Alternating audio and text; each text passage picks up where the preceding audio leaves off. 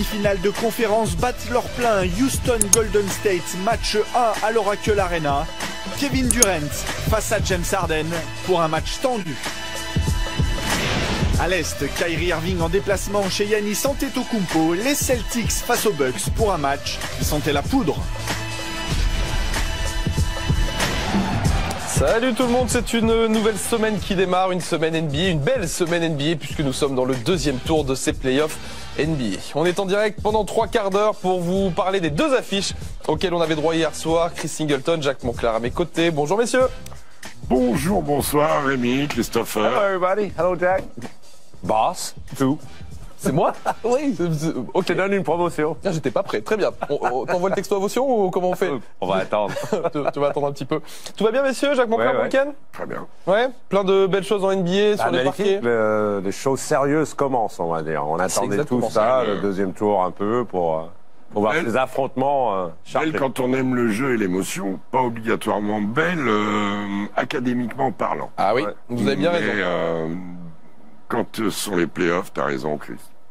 Il y a L'adrénaline, quelque chose, ouais. notamment sur le match des Warriors. Il y avait quelque chose au début. Hein. Ah ouais, Mm. ouais. Là, quand on connaît en plus les lieux, quand on les voit tous déguisés en vainqueurs du Tour de France, on sait que ça va quand même Ouais, être puis, quelque chose qui descend. L'élément, bon Jacques et moi, qui est le plus important, c'est qu'on rentre dans la phase où il y a du tactique. Ouais. Il y a des choses mises en place exprès pour bloquer les ajustements. choses. Ouais. Les Et après, ajustements. maintenant, c'est des ajustements. Et ça tombe bien que les coachs soient là à mes côtés parce qu'on va parler basket et être un petit peu pointu aujourd'hui, c'est vrai, parce qu'il s'est passé plein de trucs, notamment dans cette première affiche qu'on veut vous proposer. C'était l'affiche d'hier soir, la deuxième de la soirée, les Warriors face aux Rockets, une série qu'on attendait tous. Sur les 4 dernières saisons, 3 fois ces 2 équipes se sont affrontées en play-off et 3 fois la saison des Rockets s'est terminée par la faute des Golden State Warriors. Souvenez-vous.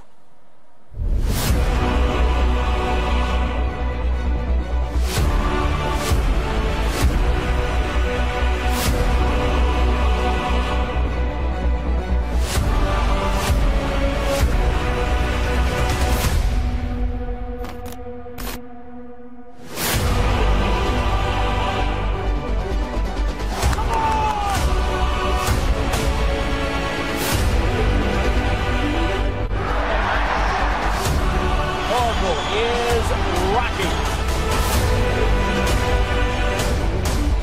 Takes a 3. Got it! Ball game!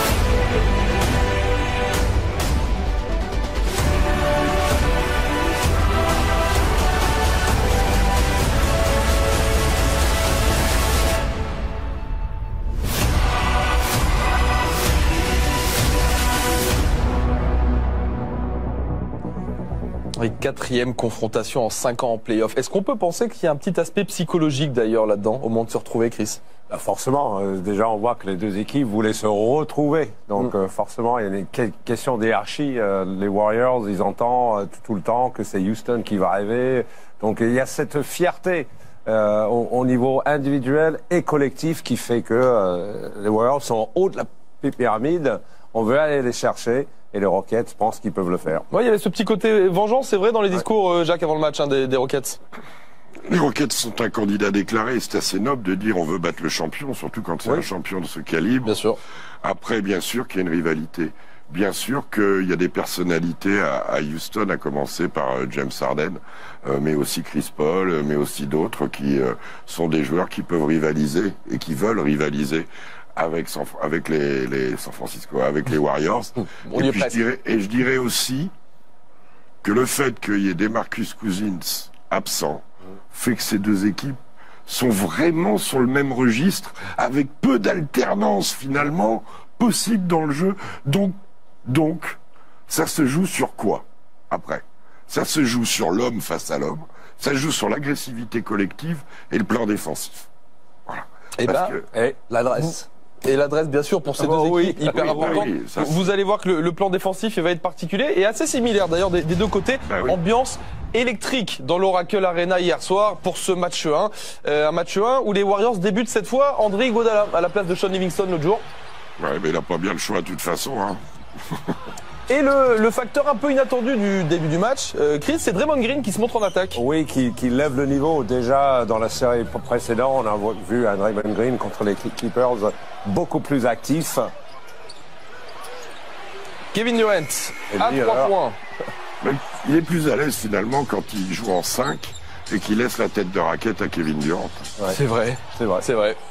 Alors les Rockets là ont mis un shoot à 3 points mais ils ont quand même énormément galéré en termes d'adresse en début de rencontre et on a vu surtout beaucoup de nervosité dans ce match-là. La première faute technique, elle part ici pour Draymond Green.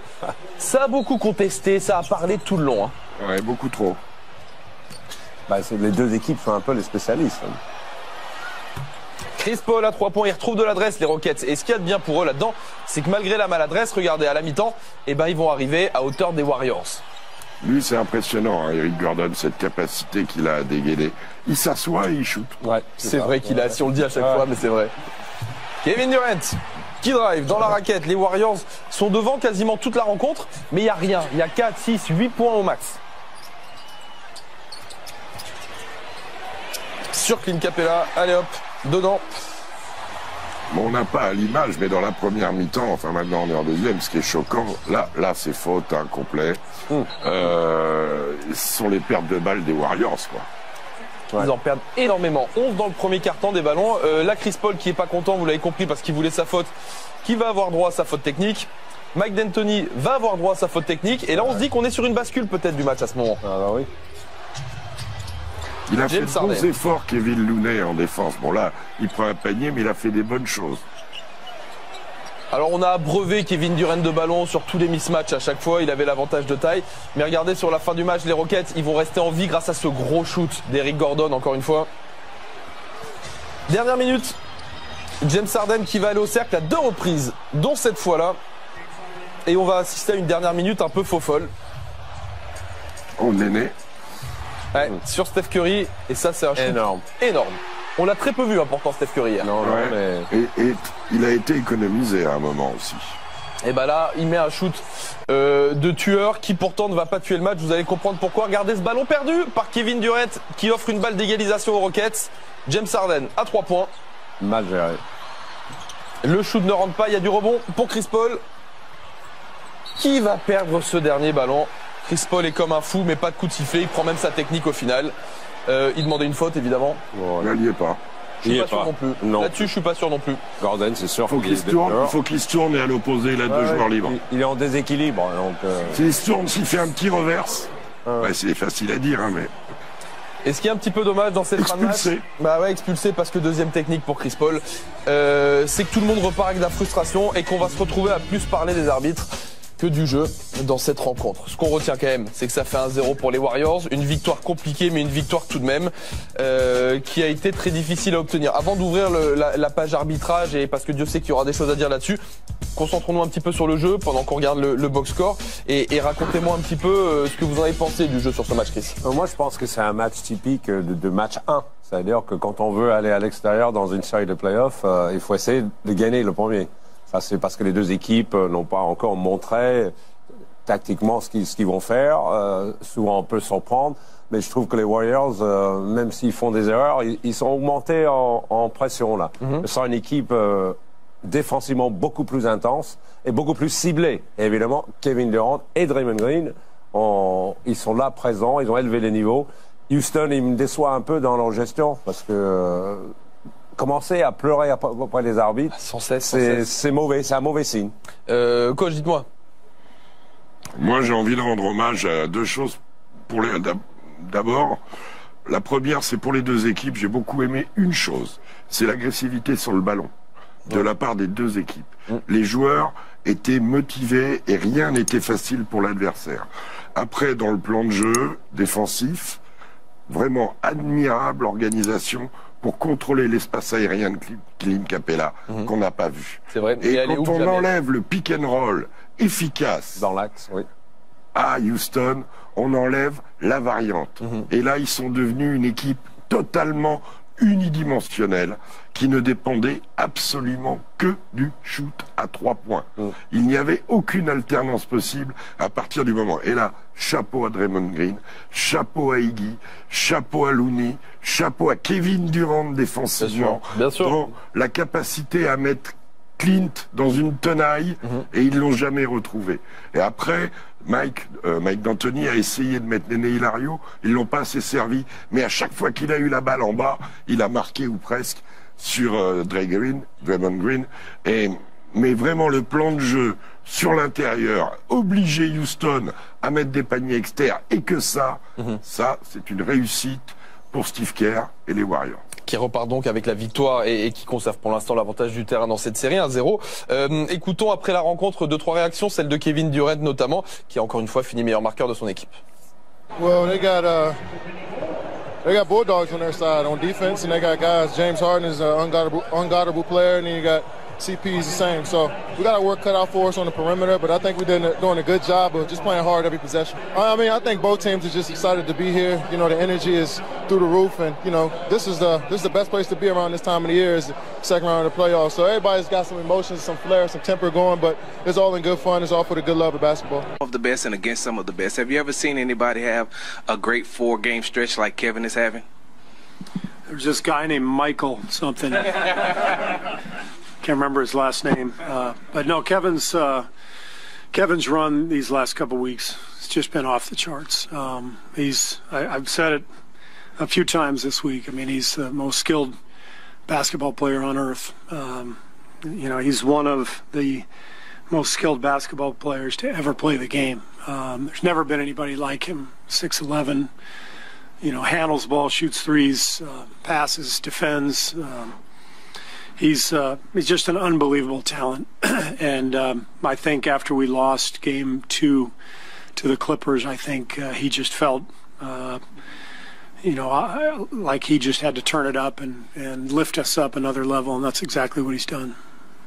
Encore un match à 35 points pour Kevin Durant. Et ce qu'on a peut-être tendance à oublier, c'est vrai, Jacques, vous en parliez tout à l'heure, c'est l'importance défensive aussi de Kevin Durant. Ah oui, c'est un défenseur, comme l'était Michael Jordan d'ailleurs, un défenseur sous-coté par rapport à ce qu'il fait en attaque. Mais on oublie qu'avant toute chose, c'est un mec, quand vous l'avez en face, il peut défendre sur l'homme, il évite latéralement, il peut contrer, il peut aider en deuxième rideau, c'est un bon rebondeur naturel, et il a une envergure de pieuvre. Interminable.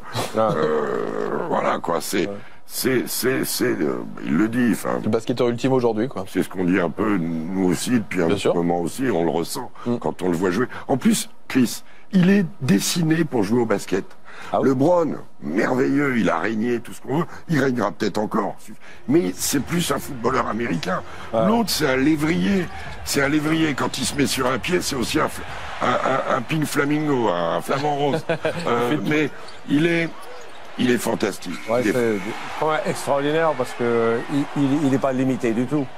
Il prend ce que la défense donne, donc s'il faut shooter à 3 points, il le fait. S'il faut driver, post-up, et surtout cette capacité défensive à être un grand joueur. Vous avez tous raison, tous les grands joueurs comme ça, Jordan, Kobe Bryant, sont des joueurs des deux côtés du terrain.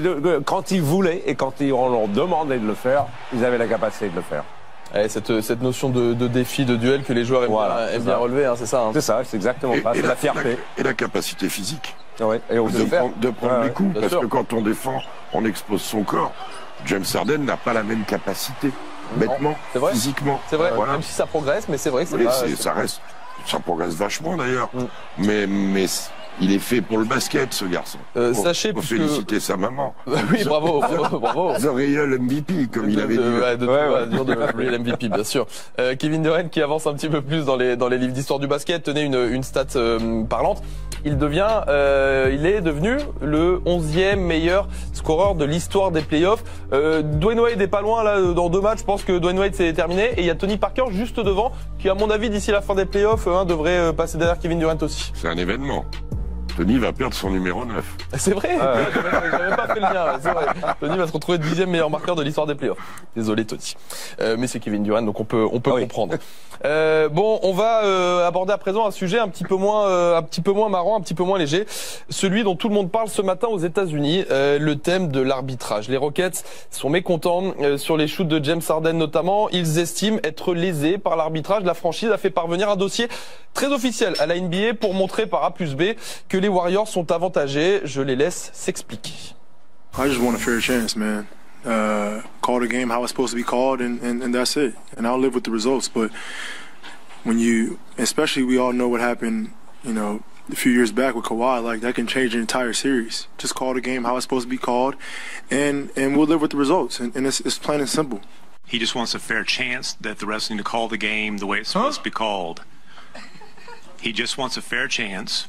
The refs need to call the game the way it's supposed to be called. He's specifically talking about closing out on three-pointers, feeling like he got fouled several times in those situations. I've been fouled by James on a James three-pointer before. I ain't trying to hear that. Nah, I ain't going with that one. Nah, I'm straight. Nah, yeah. Nah, I'm a contested shot. I got a contested shot. When you land 3 feet ahead of where you shoot the ball from, that ain't really my issue. So, it is what it is. I mean, the response was they just came at halftime and said they missed it. That's what they told me. So, they missed 4 of them. That's 12 foul shots. So be it. I mean, they're trying to do the best they can do. And, you know, obviously it was what it was. Alors c'est un débat qui est particulièrement compliqué à trancher, mais je vous propose de voir en image ce dont on parle ici, ces fameux shoots, vous savez, de James Harden à 3 points, où certains disent qu'il jette un peu ses pieds en avant, et d'autres disent que c'est le défenseur qui vient dans son cylindre. Jack. Moi je pense que sur celle-là, par exemple, il y a faute. Mais c'est pas sur toutes. Il y a parfois des moments où James Harden part en avant. Là, on peut pas dire. Il fait un recul. Le défenseur ne peut pas rentrer dans les pieds du joueur quand il est en l'air. Ok, même s'il avance de 20 cm, l'idéal c'est qu'il retombe sur place. Là c'est faute, je suis désolé, là c'est faute. On l'a vu sur Chris Paul, on en a vu sur Eric Gordon, pas sur toutes, mais sur au moins la moitié. Alors, moi celle qui m'intéresse c'est celle-là, surtout la dernière bien sûr. Là non. Non, il n'y a pas faute. Parce que ses pieds, là non. Parce que ses pieds partent trop en avant. Il est en avant, il y a les 2 pieds en avant. Après Chris, une fois que on a dit ça, on peut les reprendre. Il y en a où il y a faute, il y en a où il n'y a pas faute. Là, il n'y a pas faute. D'accord. Là, il n'y a pas faute. Donc c'est juste du cas par cas. Pour vous, il n'y a pas de débat arbitrage. Le débat, c'est... Je vais essayer de vous le faire le plus simplement. Et moi, le défenseur, l'attaquant monte. Là où il redescend, où il est censé redescendre, on ne peut pas rentrer. On peut laisser une marge dehors de 20 cm. On ne doit pas et on ne peut pas mettre les pieds. La jurisprudence Pachulia-Léonard, on ne peut pas. Pourquoi ? Parce que ça va péter des chevilles. C'est dangereux, bien sûr. Et puis parce que mentalement, après, le joueur, quand il se lève, il a la trouille qu'il y en ait un qui descende, donc il ne shoote pas pareil. Et j'irai encore plus loin. C'est que la dissuasion que vous avez en avançant vers l'attaquant... donne un avantage à la défense. Elle donne un avantage qui n'est pas mérité parce que l'espace, le cylindre, cher à nos arbitres, n'est pas respecté. Voilà. Mais là, c'est du cas par cas. Il y en a la moitié. Mais comme le dit Mike D'Antoni, si les arbitres reconnaissent 4 erreurs à la mi-temps, c'est beaucoup. Bien sûr. Et on parle que de James Harden parce qu'il synthétise toujours tout. Mais Eric Gordon en a au moins un. Et Chris Paul, celui qu'on a vu, au moins un. Chris, d'accord avec ça? Le débat n'a pas dû d'être? Non, parce que de toute façon, cette année, on n'a jamais vu autant de fautes stupides sur les shooters à 3 points. Mais c'est ça le truc, c'est que cette année, les coups de sifflet avaient lieu. Les contestations, on reproche aux arbitres, c'est de pas les avoir sifflés. Donc maintenant, on arrive en play-off où on sait, justement, Mike D'Antoni dit il a raté 4. Donc, oui, effectivement, c'est 12 points s'il met tous les lancers francs. Effectivement, ça peut tourner la série. Mais oui. Mais après, on parle que de ça à 3 points, mais tout le reste, si on veut, on peut reprendre tout. Les positionnements à l'intérieur, voilà, les blocages au rebond, on peut commencer à dire, mais tout est faux, tout est... Non, mais bien sûr. Et il y en a, vous savez quoi, qui va dans votre sens, messieurs, un joueur NBA français en l'occurrence, c'est Rudy Gobert. Regardez ce qu'il a mis sur Twitter la nuit dernière. On vous l'a laissé en anglais. Je vous le traduis à la volée. Mes gars, donc les joueurs de Utah, n'avaient pas le droit de défendre de cette façon la semaine dernière. Alors peut-être je suis fou, ou peut-être c'est juste l'angle de caméra. Un peu d'ironie, Rudy. Donc en gros, il dit comme vous. Il dit qu'il y a bien faute là sur les shoots de James Harden. Pas tous. Pas tous. Moi, je réponds pas tous, mais c'est vrai que je pense que sur la moitié des cas, c'est très très très discutable, voire faute. Et je pense que Rudy a raison, il s'y connaît un peu en défense, il est motivé. Voilà. Maintenant, faut arrêter, il y a aussi dans la tête... Puis Jack. Bruce Bowen ne pourrait plus jouer en NBA. Il avait fait toute sa carrière, mais pour de vrai. Pour de vrai, bien sûr. Maintenant, il y a de la tricherie. Parce que maintenant, quand les mecs ils montent pour shooter à 3 points, leur première intention, c'est pas de mettre le shoot à 3 points, c'est d'avoir la faute. Donc nous, on a connu un très beau Yann Bonato. Maintenant, on va écarter. Salut Yann, si tu nous regardes, mais très bon. Mais il faisait exprès. Donc voilà, des fois ils mettaient dedans, mais aujourd'hui on a la tricherie. Donc après, on a vu hier 2 fois, un de chaque côté, donc comme ça, un balle au centre. Des mecs faire le sweep, normalement c'est comme ça. Ils vont chercher les bras à l'envers. C'est la même chose. Ils vont chercher les bras à l'envers. Ça aussi. Ça dérange un peu, ouais. Ça me dérange. Ça me dérange, c'est utilisation abusive. Ouais. Hein, voilà. Bon, en tout cas, ce qu'il y a de bien là-dedans, c'est que ça a mis un sérieux feu là dans cette série dès le match 1. Le match 2, ce sera demain soir. Ça va enchaîner très vite, toujours à l'Oracle Arena, et on vous le proposera évidemment en direct. Et bonne chance aux arbitres maintenant. Mais vous imaginez la pression qu'ils vont avoir les prochains arbitres là. Chaque shoot à 3 points, il va être. Il faut qu'ils nettoient les contestations. Voilà, parce que hier, des 2 côtés, hein. Oui. Mais encore une fois, Dre Green, il prend des risques insensés parce qu'il lui colle une technique et il continue à la ramener après. Ouais, beaucoup. Bon, vous avez compris, pardon, que ça fait parler, et pas que nous, cette série, et tant mieux d'ailleurs, on s'en régale déjà. On va enchaîner juste après la pub sur la deuxième série qui débutait hier soir. Boston face à Milwaukee, le numéro 1 de toute la ligue qui accueillait les Celtics. Et je peux vous dire qu'on a été surpris dans ce match. Hein, Chris? Very surprised, Rémi. Pas que nous, j'imagine. Je pense que les Bucks, oui. Pas que nous. Allez, on en parle après la pub.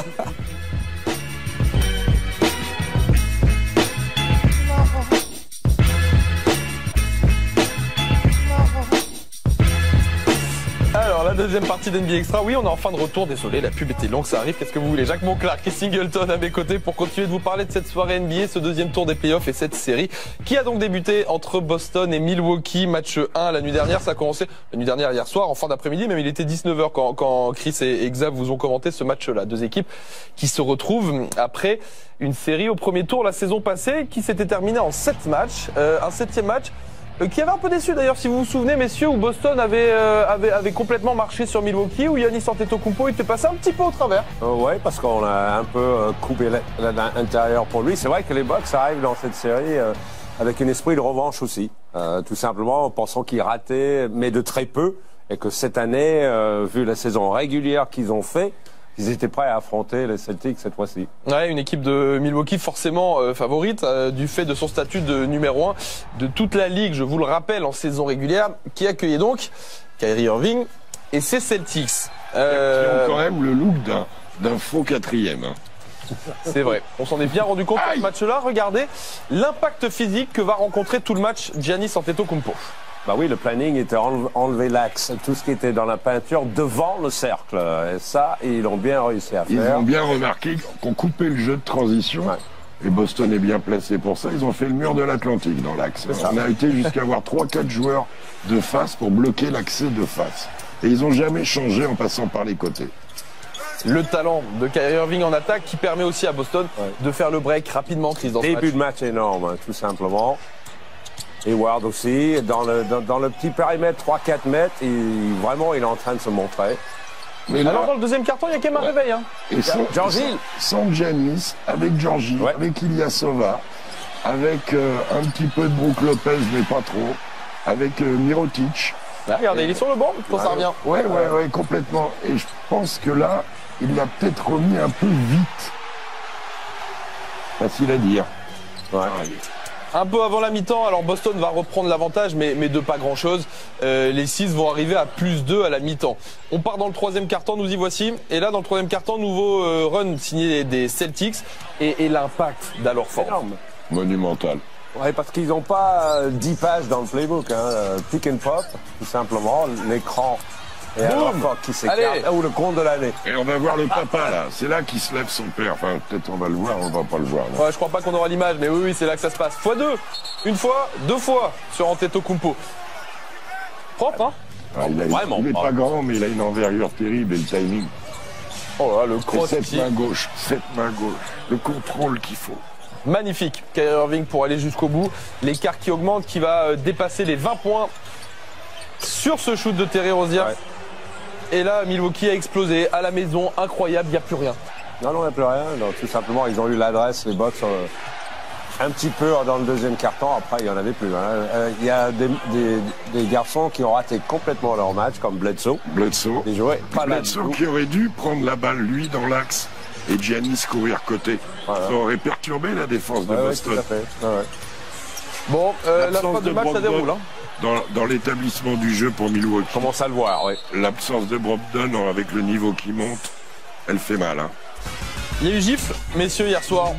Boston a non seulement repris l'avantage du terrain d'entrée, mais il y a vrai gifle, 112 à 90. Je vous laisse regarder les stats. Alors oui, Giannis Antetokounmpo finit meilleur marqueur de son équipe, mais sincèrement, c'était à des années-lumière de l'impact qu'il est censé avoir. Il y a beaucoup de maladresse en plus pour Antetokounmpo. Regardez un peu la tristesse du box score des Bucks. Bledsoe à 6 points, Brook Lopez à 3 points. Gunnington, normalement, a plus d'apport que ça aussi. Lui, il était à l'ouest aussi, mais complètement. Mais il en vient, hein. Ouais. Il vient de Portland. Donc, oui. Bien, non, Sterling, dans le 5 de départ, vous avez, je crois, 12 points pour Brook Lopez, Sterling Brown et le 3. Eric Bledsoe. Et Bledsoe. Ça, c'est pas dans les standards de cette équipe. Giannis à 7-21, qui se fait contrer, qui bute dans l'axe terriblement. La non-utilisation crise de pick and roll. Ouais. Parce qu'il pense qu'avec Giannis, je pense qu'avec Giannis au pick and roll, qui peut aller extérieur, qui peut aller au-dessus, ça aurait peut-être un peu changé. Tout ça sont des ajustements que les Bucks vont faire. Mais après, on parle des Bucks. Mais immense match de Al Horford. Immense match, début de match de Jaylen Brown. Là, nickel de Kyrie, de Gordon Hayward, de toute l'équipe dans le plan de jeu établi. Ils ont fait un très grand match, les 6. Et on va leur rendre hommage, leur laisser la parole. Kyrie Irving, alors fort très serein évidemment après la rencontre. Maybe there was a little foreshadowing throughout the regular season as we were dealing with our ups and downs naturally. But I think that we just have an appreciation for the group that we have. We've spent at least 2 years together now. You know, everyone's relatively healthy other than Smarty. So I think that we have a good rhythm of the expectations for each other and then going out there and executing. Brad does a great job putting us in a great position in terms of the game plan and preparation. So it's our job to go out there and execute. We obviously try to get the best out of each other, and I think that communication on the bench has improved vastly since the playoffs have started. And just everyone feels good, so I think that helps as well.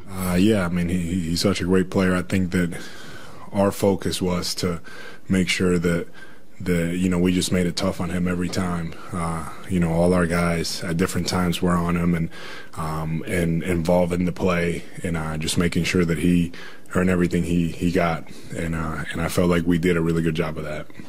Alors la mission sur cette série pour les Seas, on le sait, c'est de contenir Giannis Antetokounmpo. Chris, il semblerait qu'avec Al Horford, ils aient trouvé quelqu'un pour assurer le job. Oui, absolument. Et puis, ce n'est pas la première fois.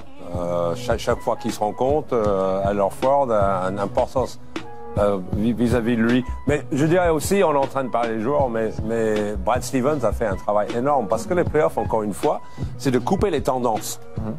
Forcer les équipes à faire autre chose qu'ils ont fait pendant 82 matchs pour en arriver là. Et là, ils l'ont bien fait. Parce qu'ils avaient toujours cette mur défensif devant Giannis qui forçait ce genre de shoot. Hein, donc, vous êtes surpris quand même qu'il l'ait si bien contenu, Jacques? Vous attendiez à voir Antetokounmpo autant limité?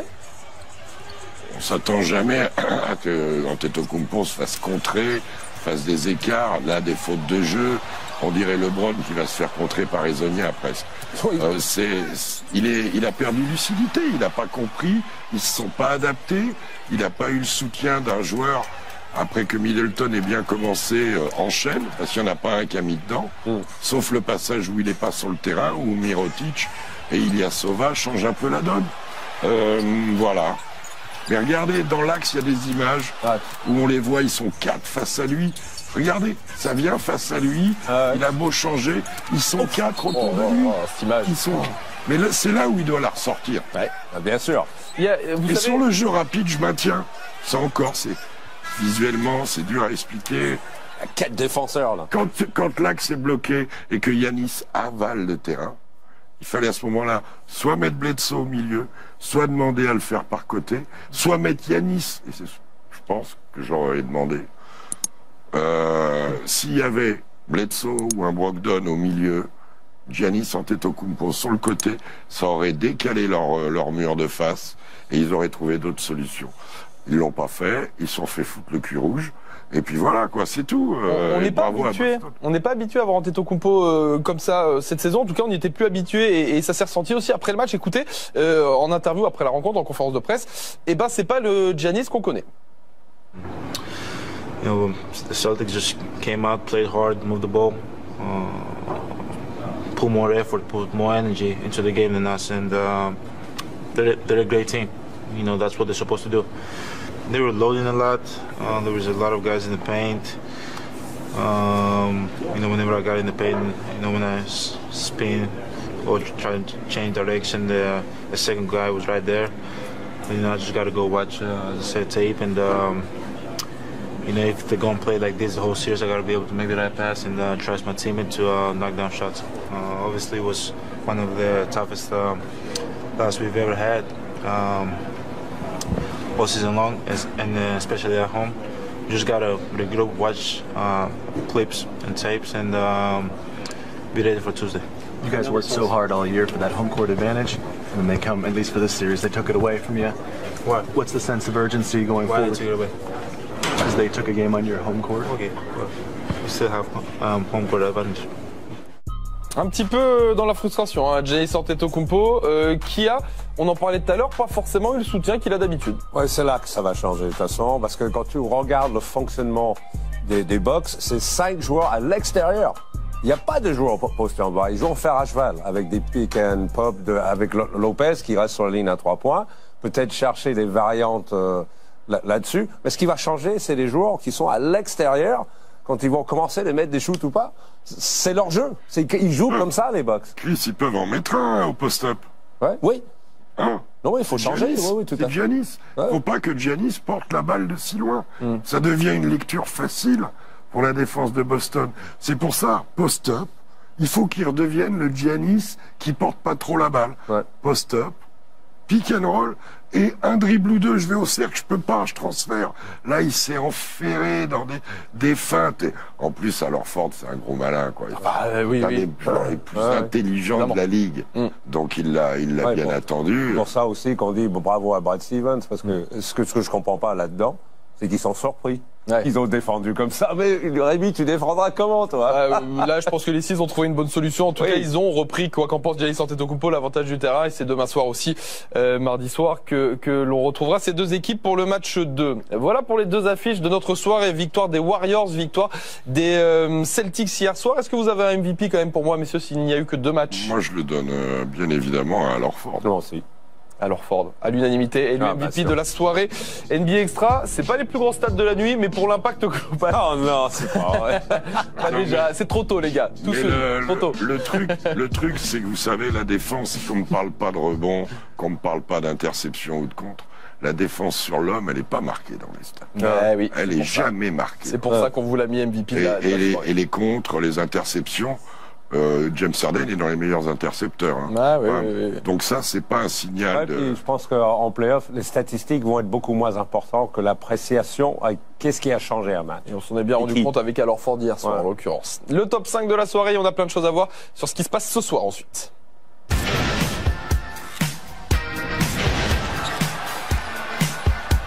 Giannis leaked out, great position.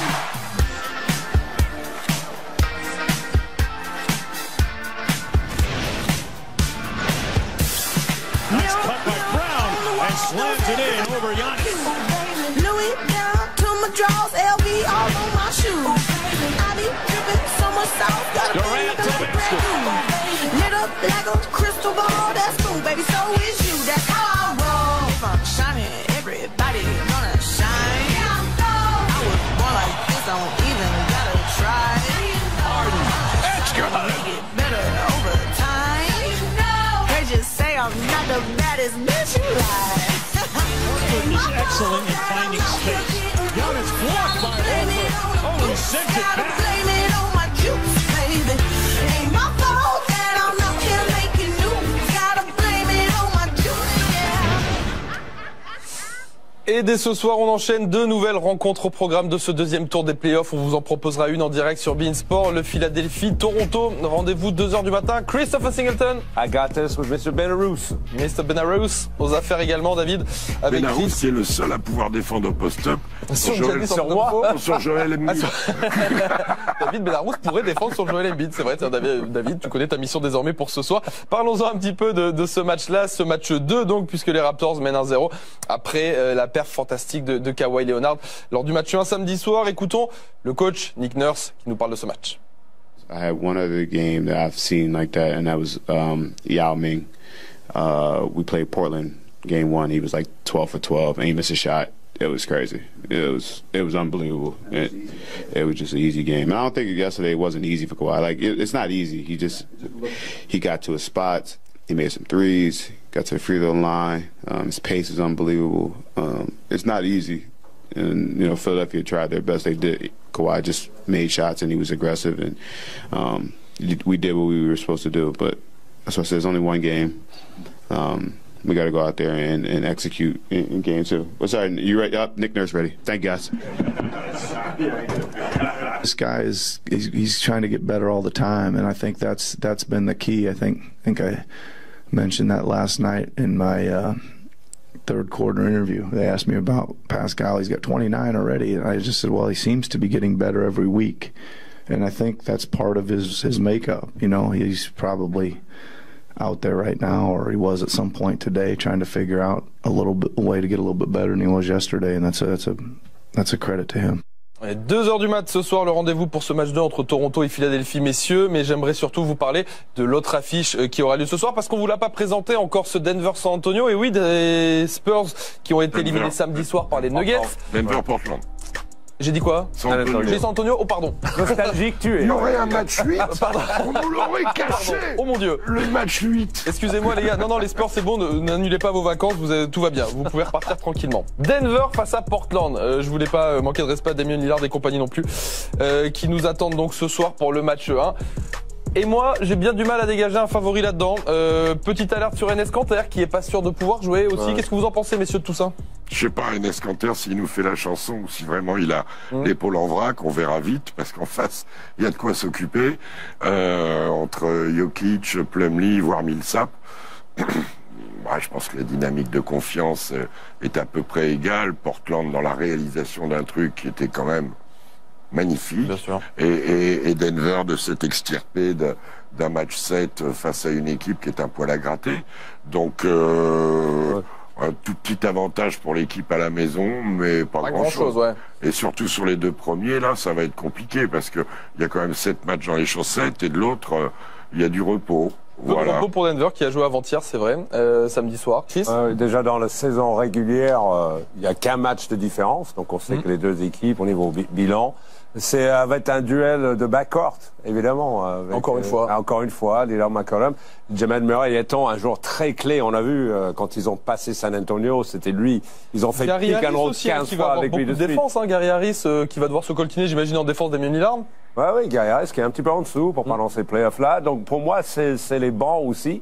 S'ils ont la part de Beasley, de Torrey Craig, voilà, qui ont eu, c'est là, magnifique jeu joueur. Barton à domicile peut mettre le feu. Ils ont des cannes pour défendre sur le backcourt de Portland. Maintenant, il faut le faire. Et puis on verra comment ça va s'adapter sur le joker, sur Nikola Jokic. Et voir, Jérémy, si Charles Barkley a raison. Pourquoi il a dit quoi il dit Portland en finale. Non, en finale champion. Champion en plus, bon, en plus. Charles. Bon, vous entendez la musique, ça veut dire qu'on est à la bourse. On arrive à la fin de ce NBA Extra. Merci de nous avoir suivis. Merci, messieurs. Merci, Rémi. C'est absolument parfait. Comme d'habitude, merci à la team NBA Extra du jour. Il y avait du Florian Michel, Mathias Duché, Amadou Keïta, Peter Anderson également. Rendez-vous ce soir pour les matchs 2h du matin, demain 12h45 pour une nouvelle émission. Bonne journée tout le monde. Bye.